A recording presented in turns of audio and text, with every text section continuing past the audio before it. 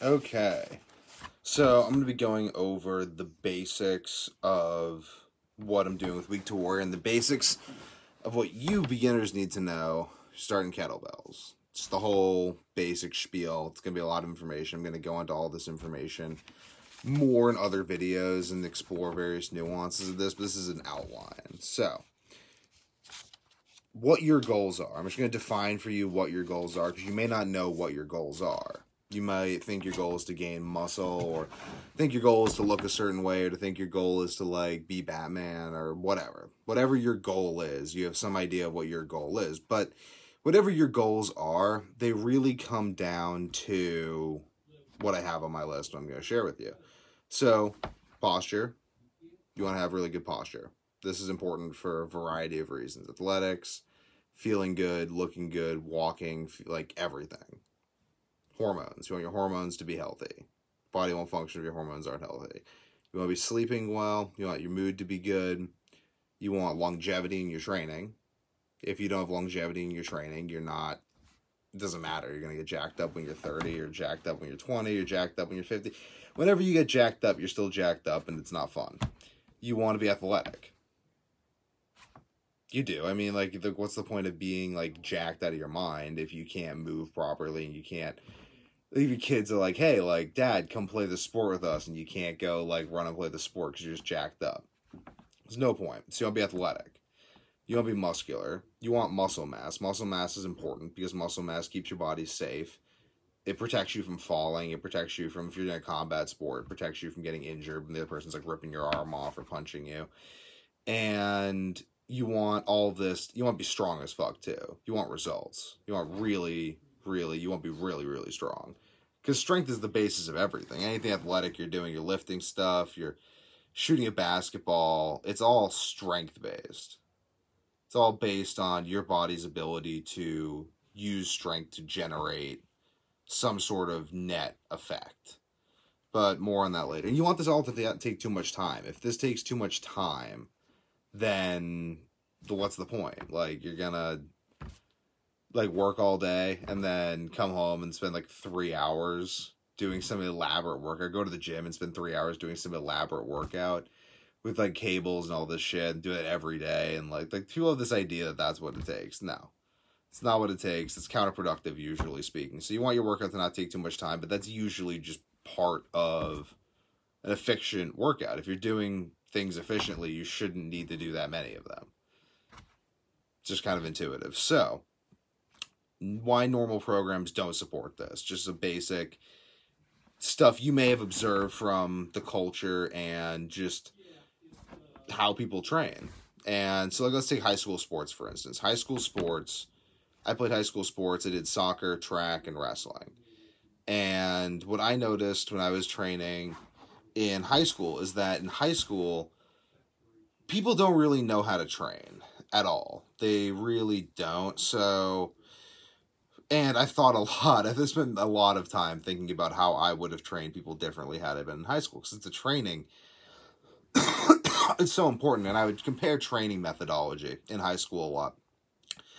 I would, like, do off-season wrestling. I wrestled 3 years in high school. I got really, really good at wrestling. Really good. Just crazy. I went crazy. I wrestled all the time. But anyway, so did off-season. So I do the season. They do the training that they'd have you do during the season. And then I do off-season. I'd compare, and I'd always try different methods of training during off-season.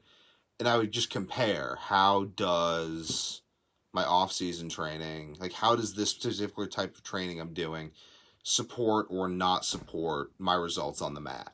So if I'm doing this, like let's say, like, here's an example.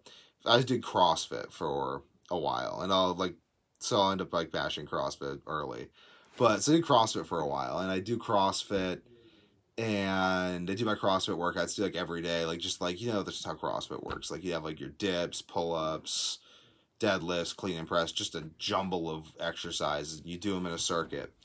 And with this idea that if you do them in a circuit, then you're going to get good at everything, which isn't how exercise works. You don't get good at everything. You get good at specific things, and you want those specific things to translate. So I do that, And then I go to practice. So I do a CrossFit workout and then I go to practice and I just wiped out. I was wiped out the whole time I was doing CrossFit because CrossFit doesn't support my training. It's too tiring. Didn't really give me any strength gains. I noticed I wasn't gaining strength. I was getting better at CrossFit, but like, who gives a fuck? It didn't support my strength goals. It didn't support my sports goals. It was just kind of this thing I was doing that was draining me. And a lot of people will train that way. So back to sports season. So in season, like the issues with the training in season, they have you do mountain climbers and just really what I remember is the volume of work they would have you do. It was like they were trying to compensate for a general lack of direction in athletic training by having you do a shit ton of volume. And you'll see this a lot with people. They don't know what the fuck to do. So they're like, okay, well, you're going to like do overhead carries with the kettlebell, and then rack carries, then farmer's carries, and then you're going to do band pulls, then pull-ups, then push-ups, then these other push-ups, then like tricep extensions, then curls, and then we're going to do various squat variations, then you're going to go for a run. It'd be that like every day. And then like mountain climbers and like just like an hour every day of what I call junk training. Just bullshit. Burpees are also bullshit. That's another thing we're just going to put out there. For people who like burpees, they're bullshit. If you like burpees, you're a masochist. Seriously, like if you like burpees, you're a fucking masochist. What do they don't... I don't want to bash people who like burpees. If you like whatever, like fucking you like burpees. But to my mind, burpees are a great example of something that sucks. They suck as an exercise. Like they put a lot of strain in your back. They're uncomfortable. They're not fun. And they have no cardio carryover for like anything. And they just suck. Like if you were trying to get your 50-year-old dad in shape, maybe your 60-year-old dad in shape, I don't know, maybe you got like whatever, like just some dude is like out of shape, doesn't really like to exercise, hasn't really exercised, whatever. There's just some guy like you're trying to get him in shape. You're like, no, guy, you gotta like exercise. You gotta see the benefit of exercising. You're never gonna make that person do burpees. Why would you ever do that? They're gonna hate exercising, and they're gonna get like no results. Like you could just have the same person. Let's say no equipment, just because if we're gonna have equipment, obviously I'm gonna have you do kettlebells, but no equipment. You have no equipment. You're like, okay, you got to get in shape. No equipment. Have them go running at a comfortable rate. You should be able to talk. Like if you're going running, starting running, just comfortable. Just go for the run. Just move your body across space the best way you can. Just keep doing that consistently in a way that doesn't kill you. And then I'd have you do push-ups. And then maybe some like pull-ups and stuff. And really focus on the muscular contraction. But I wouldn't have you do burpees. Like it's just going to make you miserable. Like, and then you say, oh, well, burpees are an advanced exercise for higher level athletes. No, they're not. They're fucking stupid. Like, okay, so you can take a high level athlete. You got like a D1 wrestler. And he's got his drilling. He's got his live practice. He's got situational live. He's got matches. He's got strength training. And, you know, maybe like, you're going to make this guy do burpees? Like when? Is he going to do burpees before he lifts weights, so he's tired for lifting weights? After he lifts weights, so he's tired for live wrestling? After live wrestling, so after he's lifted weights and done all this wrestling practice, now he's going to go just do burpees? Like, what is he going to get from the burpees he's not getting from the strength training and from the wrestling practice? If he's not getting everything and more from the strength training and the practice that he'd be getting from burpees, then that program sucks. It sucks. So there's no reason to do it. Like, that's a really good way to focus your training, is just say, like, well, why am I doing this? And what can I get? Like, can I get this from something else? Like, is this giving me something indispensable? Because oftentimes it's not. It's just junk training. And if you spend your life junk training, you're going to get junk results and you're never going to progress because, obviously, okay, like, let's say I'm an athlete and I spend all of my time doing burpees. Fuck burpees. I'm going to bash them forever. So let's say you spend all your time doing burpees. You're like, oh yeah, just do burpees, man. Like burpees, burpees, burpees. Let's say your sport's boxing. Wow, you're just so good at burpees. Like, you think this is going to really translate to boxing. And then you get in the ring with a dude who's just been working, like, let's say power lifts. I don't even think powerlifting is the best way to train. Power lifts and just boxing technique. Just got really good technique, really good timing, and the dude's strong as a bull elephant. Well, you've been doing burpees, so your technique is alright because you box a lot. But your strength's not that great because, I mean, you're just fucking doing burpees. And your technique's not as good as it could be because you tired yourself out from burpees. And this guy's just doing very conservative weightlifting, which is less tiring than burpees. So he's really fresh for all his training sessions because he's doing his strength and conditioning before his technique, like a smart person, because that, like, you don't want to be tired for your strength and conditioning because it's about strength. Whereas your technique, I mean, like, your technique shouldn't be affected by whether you lifted weights beforehand, really. I mean, like, if a match, obviously, but, like, just your normal technique. I mean, like, you should be able to execute your techniques when you're completely dead, so, like, for, like, wrestling, boxing, jiu-jitsu, some sort of combat sport. And so then that's the other thing, though. You're going to do burpees, now you're completely dead, so congratulations, you're completely dead for your training. Or you didn't do that many burpees, and now you're, like, totally refreshed, but your strength and conditioning shit. So it's a good example of how you can put a lot of effort into something and it's bullshit. And that was what I experienced in high school. And, like, the track team, too. So the track team, they'd have you do all these weird lifts and then, like, the weird running stuff. And it's stupid. Because if you're going to train track athletes, there's two things you want to focus on. Well, maybe two or three things you want to focus on. You want to focus on getting them as strong as physically possible. You want these motherfuckers to be explosive, especially if you're, like, short distance. Like, just explosive. Like, you want them doing power lifts, Olympic lifting. Like, you want these motherfuckers strong. So you should have them in the gym, like, 2-3 days a week. Then you should maybe have 2 days a week where you do, like more technique-based stuff. Like, really just focus on technique, just getting them used to everything they're going to be doing in competition. Then you have 1 day a week. Probably Monday if you compete every Saturday, where you just go all out. That's good, because maybe even once every 2 weeks. Maybe you just fucking only go all out at, well, depends on how many events you're doing, but maybe you fucking only go all out at like, the meet. You just only go all out at the meet. You don't go all out at all during practice. You only go all out at the meet, and you just spend the whole week just prepping for that. Prepping for that one all-out effort. You just get your technique ready, and then you just go. Because you want to not be overtrained. That's what people don't get. They over-fucking train, and they don't get results because they do the wrong thing too much, so they have no energy to do the right thing, and they're just not doing the right thing anyway, so they're just doubly fucked. And then they spend most time just compensating for that. And this is what contributes to people having a total lack of longevity throughout sports and everything. So another, like, bad way of training, let's say you're just a normal person, you want to get in shape, bad way of training. Try the high school sports method, it's fucking bullshit. They just have you doing, it's like CrossFit, or I always like call it injuring yourself for time. Now bodybuilding, like, fuck it, like, I'll try some bodybuilding. You get into, like, just working all your, like, limbs in isolation, and, like, at least the way modern people do bodybuilding, let's say, like just the average idiot. Most people, I say the average idiot because most people do not know anything about strength and conditioning, which is good news for you, because if you've just been listening to the modern, like, just the mainstream ideas of strength and conditioning and fitness and how to be athletic and, like, what that is and how you achieve that, even the highest athletes don't really understand that. They just don't. A lot, like, I'll get into, like, Dan Gable, for instance. Here's a guy who doesn't understand training methodology. Brilliant athlete, but does not understand it. So what does Dan Gable do? He goes and wins the Olympics. An Olympic gold medal. He's like 22 or 23. And then he never competes again. Because he burned himself the fuck out. And it wasn't productive. And yeah, a phenomenal athlete, but burned himself out at 24, 23. And that's not what you guys want. You guys want to be fit forever. Obviously. I mean, like, who the fuck wants to, like, feel good when they're 30 and then feel like trash for the next 60 years of your life? Because you'll live to, like, 80, 90, hopefully. Maybe 70. I mean, it's a lot of time.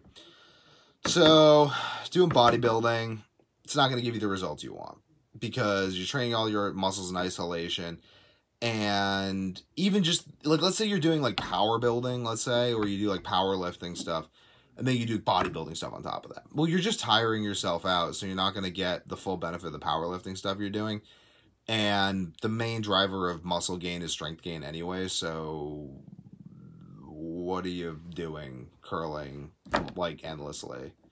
Curls are actually fine for grapplers in certain instances. I program curls in various ways, but like tricep extensions, there's no reason to ever be doing tricep extensions. Just all this shit you see people doing. Just like isolate, like lateral raises. Don't trust a movement that you can't do with a lot of weight, because if you can't do a movement with a lot of weight, it is not a movement that is supported by the human body, obviously. Like, if I'm trying to do if you put my arm in some position where it's forced to do a lateral raise with like 100 pounds, it would just fall off. Like, the lever end of my arm cannot, like, my arm as a lever can't do that. So what am I doing? I'm really like putting my shoulder in a weird way when I'm doing lateral raises. Well, what about shoulder pressing? Like just overhead pressing. You can do it with a fuck ton of weight. There are people who have one arm pressed like hundreds of pounds. I've one arm pressed 135 pounds. Like, you can put up crazy weight overhead. So that seems like a safe exercise to me. It's like, oh yeah, if I like load someone up with hundreds of pounds overhead, they're fine. But if I load someone up with 100 pounds in a lateral raise, their arm is going to fall off because the exercise it's not supportive of the human body. So then people will also, they have some idea they want to get in shape, so they'll just go running. And they usually it's just running. Doesn't work. It's like you're just going to go running for some amount of time, like every day. It's like, yeah, I mean, like being active is good. And a lot of the things people do initially to get in shape will give them some results at first, but those results peter out as you try to go from like just being like a dude who's not a couch potato to actually being someone who's an athlete. And when I say an athlete, I mean someone who's athletically capable, someone who's very capable athletically, can do like just whatever. I mean, I can walk on my hands, I can shimmy up trees, I can play soccer, I can play basketball, I could like hit a baseball. I'm not good at hitting a baseball per se. I compete in wrestling and jiu-jitsu, but I could do that. I could do pretty much whatever. I could climb rock walls, all the drop of a hat. I'm not like out somewhere. My friends are like, oh, do you want to go like surfing or like climb this rock wall or do this? And I'm like, oh guys, I gotta like change my training program to support this, which could happen. That happened to me when I was just doing like powerlifting style workouts, like power building kind of. I did like that for a while. Couldn't climb. My shoulders were kind of out of whack. My body wasn't really in alignment. My hips weren't really in alignment. And I was just bulky. Couldn't climb. Sucked. My brother would be like, hey, Devin, you want to go climb a tree? He'd go climb the tree, and I'm like, I could lift the tree. But again, like, it sucked. Like, that's not what you want. You want to be athletic. You want to be someone who's just capable. Someone who just knows that whatever the fuck's going on, you're the guy. You could just do it. You could do whatever the situation demands. And that's a good feeling. That's a really good feeling. But you have to train very intelligently to get that way. And this is the way that, like, you're trying to recreate, like, those guys in high school. You probably knew those guys in high school were just really athletic. Whatever sport you put them in, they'd just be phenomenal at it. You're trying to recreate that with your training. You're trying to just recreate that effortless athleticism.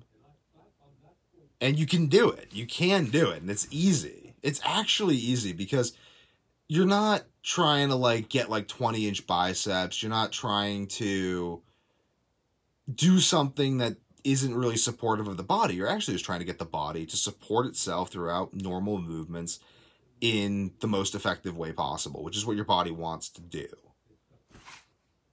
Makes sense. Like, so if I get my body functioning the way it wants to function, then I'll be able to do everything a human should be able to do. That makes sense.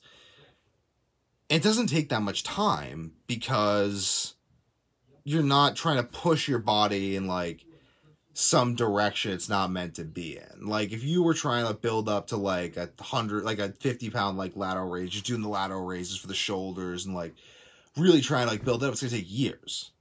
And you have to put in so much time in the gym. Let's say bodybuilding. Let's just bodybuilding. Just trying to get the muscle shape. It's going to take a shit ton of time to get that specific muscle shape. And it's going to be very neurotic. You're going to be like, how do I do this? It's going to, the training protocols are going to change. You're going to have to adapt your strategy constantly. But if you're just training to be a very functional human being, you don't have to. You just have to identify what the core essence of that is, which I'm actually doing for you. I've already figured out how to do this. I'm going to tell you for free right here, which is crazy. This is like what would you pay to know how to train to just be crazy athletic, feel great, have amazing posture, be strong as fuck, continue making progress for ages, save time, like lose fat, be get the musculature you want. Like how much would that be worth? Like, I don't know, like infinite. Like life is just infinitely better. So maybe like 10,000. I don't know. I'm not gonna put a dollar value on it because I feel like it is infinite. But that's actually why I'm giving this away for free. Like why I'm giving away this information for free. I just want more people to train with kettlebells. I want more people to train intelligently. I look out at the world and I will see like some dad like pushing a shopping cart around a grocery store. He's really fat and out of shape. He's got a bunch of kids and he's like doesn't have any energy and just looks like fucking beaten down by life. And I literally think, I can't help this, I'm like, that dude probably hasn't had sex with his wife in months. He looks fucking miserable. His hips are fucked. His back is fucked. He looks like he's in pain constantly. Probably doesn't like himself very much. Fuck. Like, I want to go up to that guy and I just want to train him for free. I want to train him for free for a year. And I've offered to do this to people. Like, you'd be surprised. People will turn you down. Like even people who really need it. They'll just people don't want to be helped. It's really upsetting because, yeah, the people who want to be helped, you can help them really effectively. But you guys ever feel that way? Like you just want to help people and like you want to go up to that person and be like, I can show you the way. And they're just like, why are you calling me fat? And I'm like, fuck, like, no, I can teach you how to not be fat. Like it's not your fault. You didn't know about soybean oil. You didn't know about high fructose corn syrup. No one ever gave you a kettlebell for your birthday. Like, you poor soul, let me show you the light. But they'll just get pissed at me. So now I'm showing all you guys. Because, like, I can give this love out to the world. And, like, 3,400 people strong. And growing every day. And I can get you guys to all be training intelligently. And that's beautiful. It's fucking beautiful. And it's simple, too. Like, this is just something I figured out by years of trial and error. And trial and error at the highest levels of athletics. I've competed in jiu-jitsu, wrestling, like D1 wrestling tournaments. I've competed in high fucking level athletic competitions with serious killers, like just fucking murderers, like D1 wrestlers. Those guys are beasts.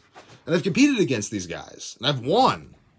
And I completely credit that to my training and the rigorous process through which I've figured out the specific adaptations and characteristics that high-level athletes have and that you can cultivate to move like them. And now I'm going to break this all down in the rest of this video. We're going to get deep. You guys are going to like this. You really I'm not holding back, guys.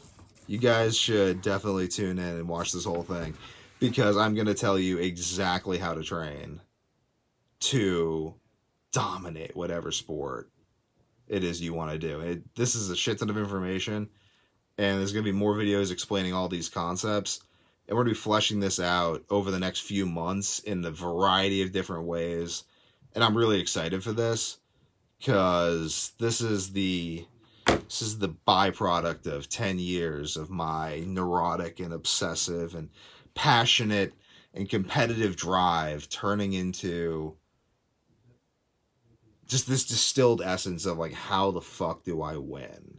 And that was my question, was how do I win? Like, I want to beat the shit out of high level athletes. I want to go fight people who have been training for 6 years, 8 years, just to beat me up in this specific rule set, and I want to murder them. I want to fucking like flip them around and hit them with something they've never seen before.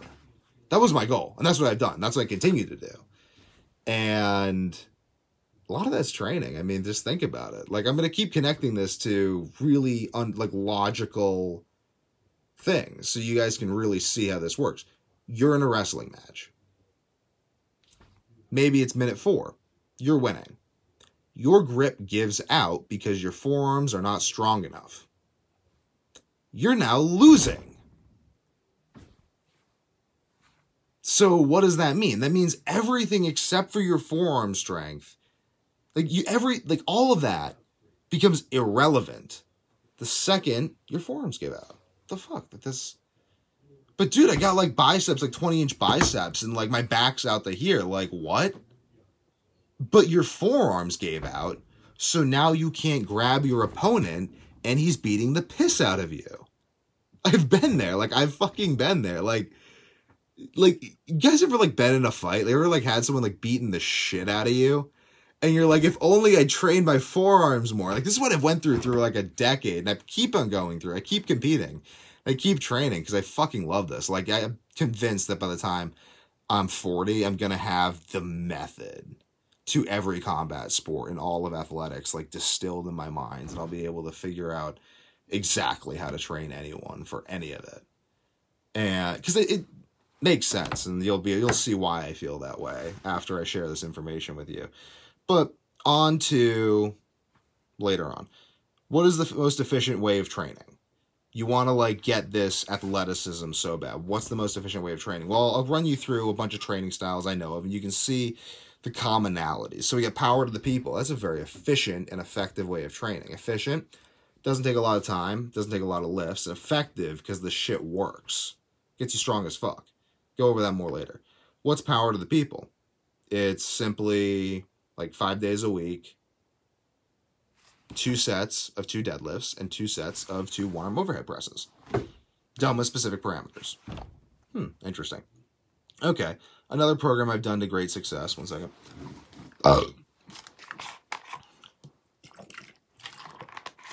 Another program I've done with great success is, I call it the 4 lifts. It's from Elliot Hulse. He's the one who showed it to me. And this program is 4 lifts. Simple. 2 days a week. Monday, deadlifts and dips. Thursday, front squats and pull-ups. Programming those specific ways, you can get strong as fuck. That's only 2 days a week, and it's only 4 lifts. Okay, here's another one. Lift boulders. Like, just lift boulders. Just practice lifting boulders. You will get strong as fuck. Doesn't take that much time, too. Just do it for, like, a few minutes a day. Maybe, like, take some time off if you're sore. You'll get strong as fuck. Okay. Another one. Kettlebell simple and sinister. What's that? Kettlebell swings, Turkish get-ups. Done with specific parameters. Okay. Almost every day. Okay, what's another effective workout? Well, I don't know if we got any anime fans. I'm not really a fan of this show, but I saw the workout one time and it just stuck in my head. One Punch Man.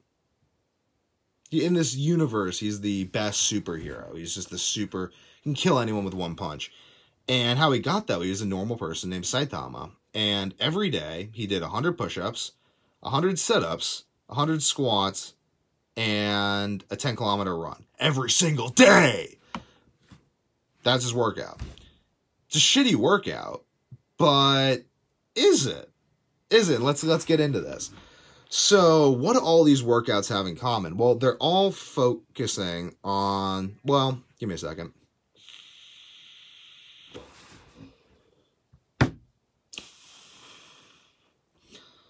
They're all... Most of them, actually, let me...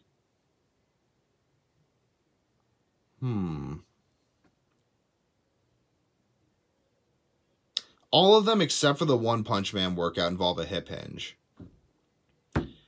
And that's either a kettlebell swing or a deadlift in most cases, and then in other cases, it's boulder lift. Interesting. So they all have a hip hinge. Let me see. So kettlebell simple and sinister. So that's got an overhead press. It's got the Turkish get up. Power to People has an overhead press. That's Pavel. Pavel likes his hip hinge and his overhead press. Elliot Hulse has a deadlift and a dip, so a hip hinge and a press. They also has a squat, a front squat, and a pull-up. So has a push, a pull, a press, and a squat. Push, pull, press, squat. That's a good way to program. And then let's break down the One Punch Man workout. I put this on the list because this is actually a good example of both what good principles are and what they aren't. So if we're looking at these workouts, what we can see is they have limited exercise selection. They're simple. They are limited to exercises that are highly effective. Like lifting boulders is highly effective. That works everything. You'll get strong as fuck. I mean, like everything. Like, so you're picking him up and then getting him to your shoulder. Everything.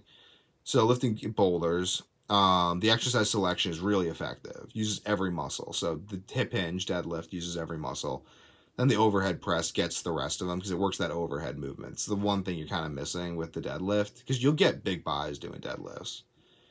And then getting abs. I mean, deadlifts are primarily an ab exercise. And back to the One Punch Man workout. So 100 push-ups, 100 sit-ups, 100 squats, 10-kilometer run. Why is it a good workout? Well, 100 push-ups. Push-ups are effective. Doing them daily. Good. Doing good, effective exercise daily. 100 sit-ups, so you're focusing on your core strength. That's important. 100 squats. You're getting a lower body. That's important as well. And a 10-kilometer run. You're focusing on your cardio. Now, how he's doing this, I don't really like. I favor hip hinges to squats always because hip hinges work the hips and the back in a more effective way. And they get your legs too, but more as a secondary byproduct, which to me makes sense. That's how you use your legs anyway. You don't primarily drive from your knees. You drive from your hips. Duh. I mean, they're the strongest part of your body. It's the center of your lever. If you train only squats, you're going to train your body to drive from the knees, but you're just training your body to drive in a less efficient way than if you drive from the hips. That's why your deadlift is always higher than your squat. And also back squats, which are the heaviest squats, have an interesting nature of bringing your hips out of alignment because they force you forward. So limited exercise selection. And they're also, you're not overtraining too. I mean, all those workouts, even the One Punch Man workout, they're moderate. Like you could do that every day. I mean, except for the 4 lifts, but that specific program is a 2-day-a-week program. And you're hitting heavy barbell lifts hard, which also illustrates a good concept that you can make progress, strength and muscularly, only lifting twice a week if you just do very effective exercises. And rest, too. The rest is just as important because you need to rest. Like, people who think they don't need to rest will burn out at 22 like Mr. Dan Gable, or will most likely never become Dan Gable because they're not that genetically gifted, and they'll just destroy their bodies without winning an Olympic medal. So you can destroy your body and win an Olympic medal. You can destroy your body and not win an Olympic medal. You still win joint destruction. Congratulations. It sucks. Like, don't do that. Same like Russian twists, too. If anyone does Russian twists, don't do those. You'll miss your spine. So why does, like, this work? Why can you train in this way and get such an athletic benefit, especially kettlebells? Because some of those programs just in there to illustrate concepts, like the Elliot Hulse program. Really, the one I think is the best athletically, the 2 I think are the best athletically are the Simple and Sinister, and then Pavel's Power to the People. So, but why does that work? So, in the kettlebell training, they have a concept called the what the hell effect. And the what the hell effect is you do kettlebell swings specifically, let's say, and then your deadlift improves, your squat improves. And this is just things that will happen. And people are like, what the hell? Like, why did my other lift, insert other lift here, improve when I only did kettlebell swings? And the reason for that is, well, what are kettlebell swings primarily working? Well, hip strength. So you're getting your back, you're getting your like legs, hips, really like glutes, hamstrings, quads a bit, glutes, abs, back, shoulders, grip, just everything that supports weight from your shoulders and your back and your glutes, and just your whole posterior chain in a way that supports a primarily hip dominant movement while weight is being held from your hands. Oh, did I mention it's also ballistic and repetitive? So let's add those 2 in before I connect it all. Ballistic means that you're lifting it very quickly. which is, if you look at the equation for power, power is work over time. So work is the amount of like shit you're doing, like pounds lifted, let's say, and time is just the amount of time you're doing it in. So if you deadlift 600 pounds in 3 seconds, or you snatch 70 pounds in a third of a second, those are going to have roughly similar power outputs because the work over time equation comes out to the same. So you can actually get the power of 600-pound deadlifts without ever doing them. You can just do kettlebell swings. Maybe like 88 pounds. I've actually found that 70-pound kettlebell swings are about equivalent to 350-pound deadlifts or 360-pound deadlifts around there. If I just do those, I can go deadlift like I've been almost repping 400. And my deadlifts right now is 500 pounds, and I did it like a few weeks ago without ever training my deadlift, and that's only from kettlebell swings. But it makes sense, though, because my abs are strong as fuck, my glutes are strong as fuck, my grips and everything supporting hanging the weight from my body is strong as fuck. My posture is amazing. Like, why wouldn't I be able to do that? So then let's translate to other lifts. So we'll bench press, use your abs and back and bench press. And really, actually, just to simplify it, if you think about any lifts you're doing, you're primarily using either your posterior chain. So like a hip dominant movement, you're using posterior chain if you're lifting something off the ground. If you're pressing or pulling something, you're using your back. You're always using your grip because you have to grab the thing, and you're using your abs to stabilize your whole body. So that's just a kettlebell swing. Like, every motion is just those muscles, but you have to be able to use them efficiently. What does that mean? That means like activating them in certain timings, which you practice with snatches and other complex movements. You have to be able to have proper posture so you can get your body into the most efficient position when kettlebells work your posture.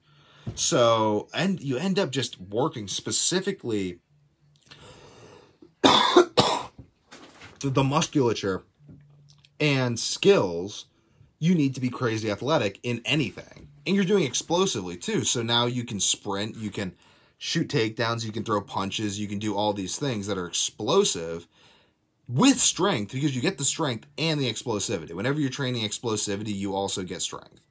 And you're doing it in a repetitive way, so you get the cardio benefit. You get cardio now, too. Your cardio is going to improve, so now all your other sports performance is going to improve. You're also practicing your body's ability to store elastic energy. So now, because you're practicing that elastic energy storage, your movement efficiency is going to improve. Like when you're in a wrestling stance, for instance, you're constantly moving, your boxing stance, bobbing and weaving. That becomes more efficient, so you use less energy. And all at the same time, you're practicing that like loose, like hip snap motion with power, explosiveness, precision, and strength. So you just end up being a freakish athlete. And that's essentially why powerlifting, you can train powerlifting for other sports. Well, why? You get a crazy strong posterior chain, you work everything. You get really strong at everything, so it translates naturally. Gymnastics, too. You get really good at, like, essentially what you need to do is you need to have the entire body, from head to toe, muscularly coordinated so it can generate strength from athletic postures. That's what sports are. So when you're doing powerlifting, you're training that with the power lifts. When you're doing gymnastics, you're just moving every which way, and you get really good at that, and then that helps you move every which way in other things. But you want efficiency, though. You want the ability to move of a gymnast and that fluidity with the strength of a powerlifter. So where do you get that? You get that with kettlebells, and the explosiveness of an Olympic lifter without the learning curve, because it's pretty easy to learn to swing a kettlebell. I'll teach you how. And you can like snatch the kettlebell, like do a clean and press, get those Olympic lifts, those movements, those specific explosive athletic movements that support posture and athleticism and strength explosivity in a way that also supports elastic muscle energy storage and cardio. And in a way that's not taxing, so you can do it daily and practice those skills. So you keep doing that, you just get good at those things. Your body becomes supportive of that whole process, which is really just the process of triple hip extension and overhead weight supporting. But that is everything. I mean, you're working the biceps and like the holding the weight, the grip, like everything. I mean, there's a reason Olympic lifters can deadlift insane amounts of weight. Those guys are fucking freaks. They can sprint crazy fast. They can jump crazy high. They're strong at everything. They can do backflips. They're freaks, but why? Because their just hips are so strong that when they put that into any movement, they just succeed at the movement. So that's what it is. And then I really want to hammer in the simplicity of this, because you guys might think no, wait, it can't be that simple. But it is. What are you gonna get out of anything else? Get your hamstring curls. Okay, now I can curl my hamstring better. It's not gonna help you. Just do kettlebell swings. Your hamstrings will get plenty strong, and you'll have proper functioning hips that are explosive, enduring, good posture, strong abs, agility. I mean, you have to be agile to snatch a 70-pound kettlebell. That helps. That level change, the unilateral motion. All those things help with side-to-side movement. Every movement you're doing in sports are trained by kettlebells in an essential way, in this way that the essence of the movements are contained within the kettlebell swing, the kettlebell snatch, the kettlebell clean and press. And this is why you can do clean and presses and get really good at push-ups. So why? I mean, what does push-ups take? It takes abs, back, triceps, biceps, chest, all those muscles. But if you just do clean and press, you get those muscles, and you teach them how to work together with proper posture. So now you can have proper posture with push-ups.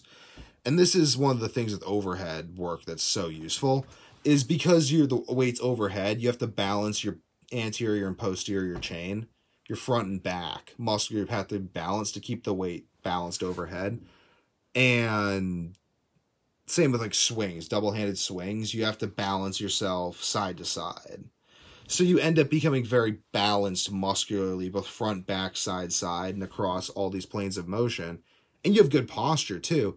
So now you can move into other positions and have good posture and athleticism from those positions. And because you'll see issues with this, let's say, where if you have someone who's really good at back squatting, this is very common, and they just back squat all the time, and their body's kind of fucked up from it, but they can back squat. And you try to have them do anything else, and they can't do it. Well, what fucking gives? Well, it's not a back squat, so their specific fucked up musculature can't support that, because they can't get in the posture to do that, and then have athleticism from that posture. Kettlebells fix your posture in general, which then allows you to go and have athletic movement from any posture. So, on to perfecting the kettlebell swing, which is good because my phone's about to die. So I'm glad I get to give you guys all this information in one nice consolidated video. So a lot of you guys have posted about the kettlebell swing and how do I get a good kettlebell swing? Is my kettlebell swing good? So to keep it simple, the first few things you want to know about the kettlebell swing are you need to have the right weight. Which, if you're a guy, if you're a normal dude, it's going to be probably about 53 pounds. If you're a really athletic guy, really athletic, 70 pounds. And yeah, that's about it. That's about the starting weights. But probably just get a 53 first anyway, because depends. If you're deadlifting 420 pounds, 400 pounds, just get a 70. If you're deadlifting, just get a 70. If you deadlift 400 pounds, get a 70. If you deadlift under 400 pounds, get a 53. That's the differentiator. So get the right size kettlebell now. And I'm assuming you're a guy. If you're a woman, get a 35. So you get the right size kettlebell. So now what you do, before you do anything else, just go swing it first. So swing it first before you do anything else. And then after you've swung it the first time incorrectly, now take a towel, put the towel through the handles of the kettlebell, and hold it really close to the handle, and then swing. Just normally. It's going to fuck up your whole thing, but why? Because what it's doing is it's removing your ability to lift the weight with your shoulders. You have to use your hips to generate momentum to lift the kettlebell. That's it. You have to you only use your hips in that motion to move the kettlebell.